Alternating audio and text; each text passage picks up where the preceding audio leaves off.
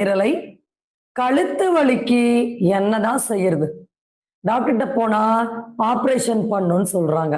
C4 C5ல compression, disk bulge, எப்ப பார்த்தாலும் தலை சுத்துது, மயக்கம்.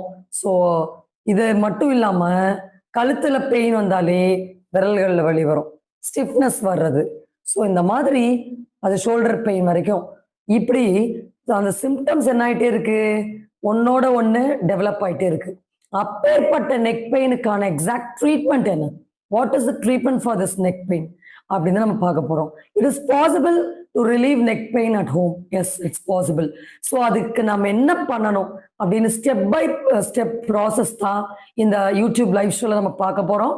ஸோ அப்ப கழுத்து வலிய வீட்டுல இருந்த மாதிரியே குறைக்க என்ன செய்யணும் அப்படின்னு நம்ம பார்க்கலாம். நிறைய பேரு ஃபர்ஸ்ட் லைட்டா கழுத்து வலி வரும்